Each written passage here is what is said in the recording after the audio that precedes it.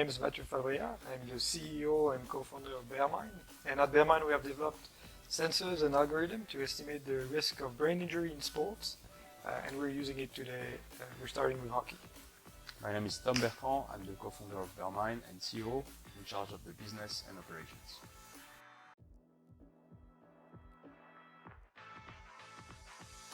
So we have developed two types of sensors. So we use motion sensors, so we know how the head is moving when there's an impact. But we have also developed a way of making any foam becoming a pressure sensor so that we can distribute around the head of the player.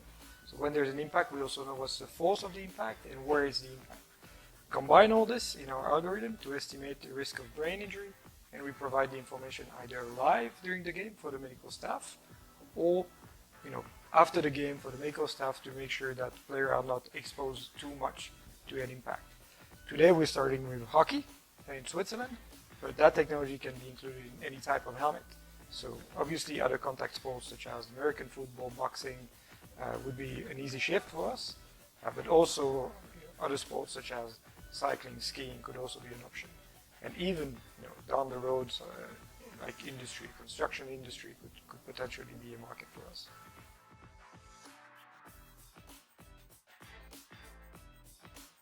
So I did my PhD at the Laboratory of Movement Analysis at the PFL, and I was working with the motion sensors that we use today in the helmets, so developing algorithms also to make these sensors more accurate in their estimation and so on.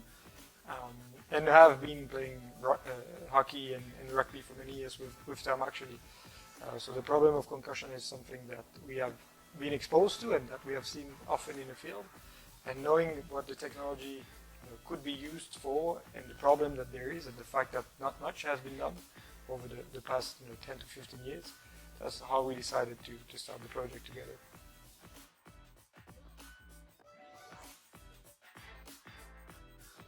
The idea for us is to develop a medical device first to make sure that it's something that can be trusted by the users.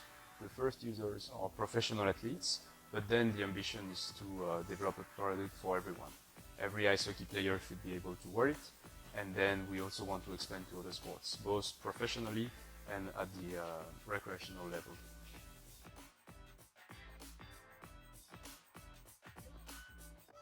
So I think from the start, the way we were going to separate our task with Tom was fairly simple and very clear.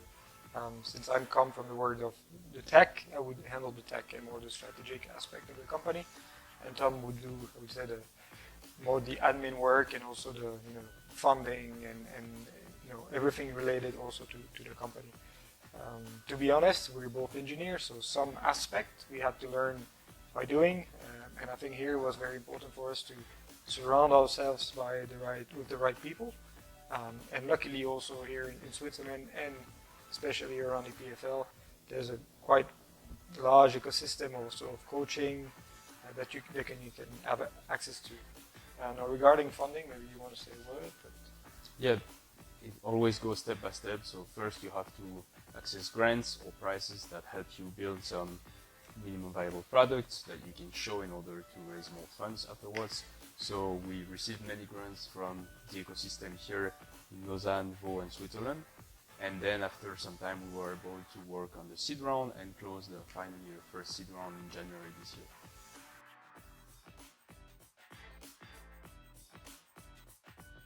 So I think one of the big shifts for us is going to be making sure and developing everything works here in Switzerland, and then going to Canada and United States, because this is where there's a big sports market, and especially hockey or American football. So at some point we will have to have maybe an entity there and also start marketing there, and this is going to be one of the big challenges. Clinical validation is also that's something we will keep pursuing, making sure that we have an accurate system, that the metric we provide are actually relevant. We just don't want to be another consumer device. We want to go further because we think it's also, over the long term, it's going to be one of the main advantage, also regarding insurance company and other aspects of the product.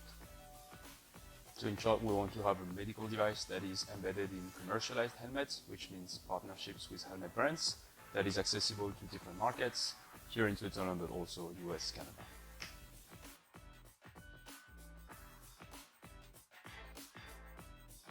I think if anybody that likes sport and that understand that the problem of brain injury is one of the ticking bombs today in sport, should vote for us, because we're really trying everything we can to provide a solution, and we're working with the whole ecosystem in sport, whether it's federation, players, coach, just to create something that will provide a solution and will make the way we deal with concussion much smarter.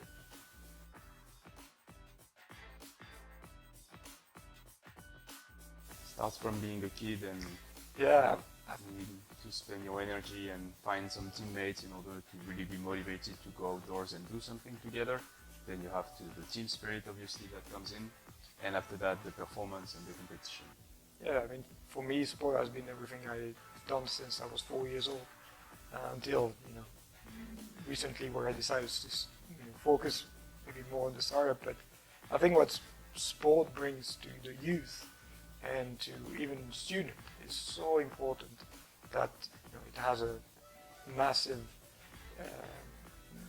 emotion attached to it. Also, I think personally, both of us are really we love sport, and we just want to make it safer.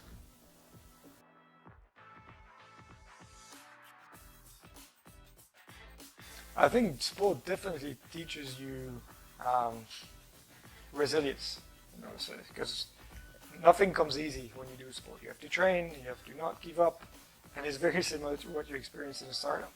It's honestly, I think, what I've acquired as skills, being either part of a club or even responsibilities that you might have in clubs throughout your career, is really something that brings you a massive amount of skills that you might underestimate, but are really, really important. And resilience is a big one. And besides the skills that you get, there is also the fact that you need this as a balance when you're working that hard on a startup. At some point you need to go out and release the energy and do something different. So for that, sport is really key as well. And it's important to speak the same language as the people you work with. If you go to a locker room in hockey, and there are some terminology that they all use, things that they all do. If you have been in that world, you understand, and it's easier and better to have that background to get there than being completely foreign from the sport.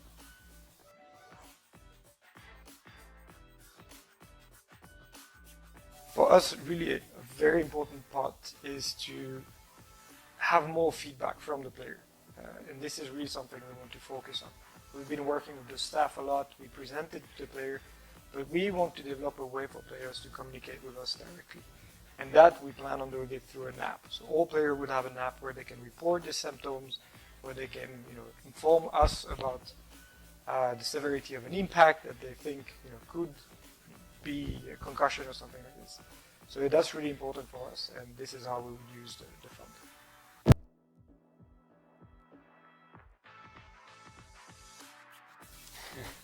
There's many. Yeah, but also we've received many tips that at some point you just need passion and confidence in what you do. I think trusting that you are doing something different that can make a difference, and also bring something that is not there already on the market. Sometimes it's very hard to explain how new is your product and what it's going to bring. So if you have confidence in what you're building, then you need then to surround yourself with the right people to accompany you. The different sections that you mentioned before, which are probably HR, funding, business, things that you not necessarily master at the beginning. And I would add to this, just go out there, test your idea, talk to people as much as you can. If we're doing something in sport, I don't know many people, we've met coaches, everybody we could meet, we tried to meet and get feedback and understanding really what's the problem at stake there. And sometimes there is some unsaid that you feel when you're also in person that you might not get when you're over video conference, but just go out there, try, and as in sport, get ready for a tough game. Like, prepare yourself like you would prepare yourself for a very difficult game, because it's going to be difficult. It's worth it, it's exciting, it's everything, but it won't be just blue sky and parties, I would say. It's a lot of work, and it's just believing in what you're doing.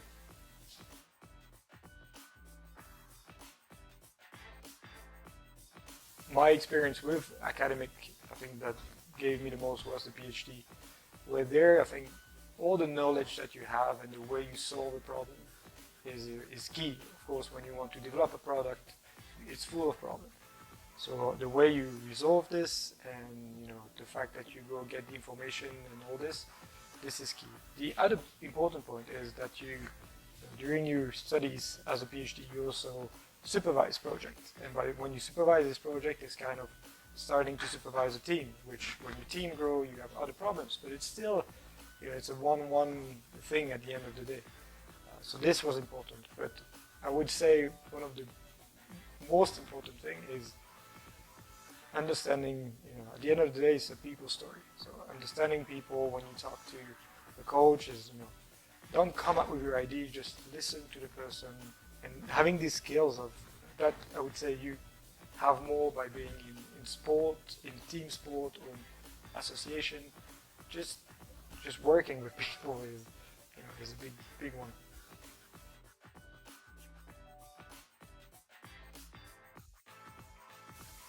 So between my studies at EPFL and the project at the startup now, I worked for 4 years in the industry, and that also helped a lot understanding methods, working with business partners, and really creating these negotiation skills. So I think there are lots that you cannot directly learn at school and that you learn when you start, and for that you just have to go and do it. And it's easier, obviously, if you've done it through a big company first to get feedbacks from your mentors, but you can totally do that from scratch by creating your own startup. You have a big ecosystem in Switzerland, and especially here in Lausanne, so you're able to have mentors to help you go through that.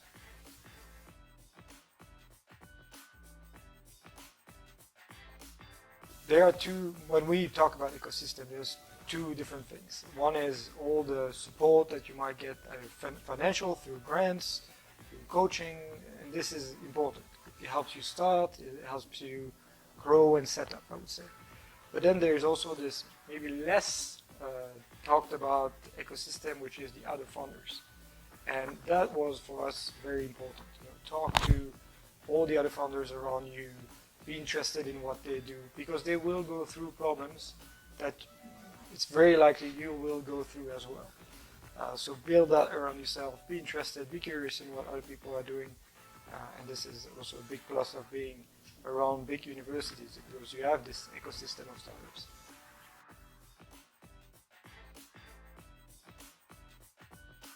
I think it depends what you do and how you plan on doing what you want to do. So Switzerland is renowned for a lot of technology and industries, I would say, whether it's pharma, whether it's medtech.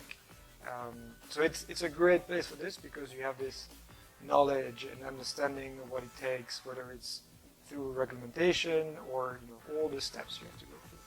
For others industry, it could be trickier, especially because sometimes it's you might not have the investors that are used to invest in this kind of domain, sport being one. There's fairly little investors specialized in sport in Switzerland, but it's still possible. It's still possible. I think it makes it a little bit harder, but it's doable. So Switzerland, great place, ecosystem through startups, fantastic, but that also kind of depends on the domain. But nothing's, I would say, impossible to do in Switzerland, and you should absolutely go to the US. No, I think if you're in Switzerland, there might be a drawback, but there are also plenty of advantages. For us, it was the fact that all the clubs are geographically close to another, so it's easier to go and correct a few things being in direct contact. So for us, it's a big advantage, and we want to take the time to develop something in Switzerland that works before going to the US, because we're convinced also that the US is a one-shot. You miss your entry, it's going to be hard to catch up. So this is an advantage for us. So I would say turn that disadvantage as to an advantage for you.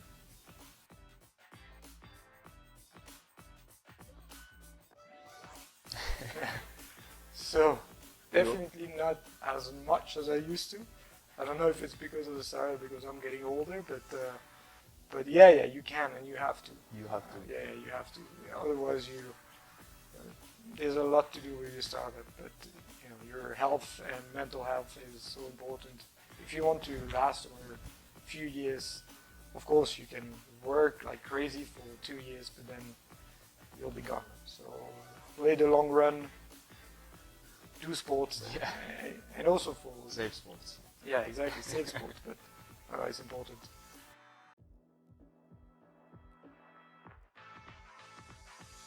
Yeah, 100%. Throughout all my studies, and I was doing sports every day. I think it helps with mental clarity. It helps with everything. Also There's so many health connections. benefits. Yeah. It's, We met playing sports and now we build the company together. So you can also find a co-founder, you find people that help you test your idea, and otherwise you just, it's a good way to release the energy and think about something else for a moment.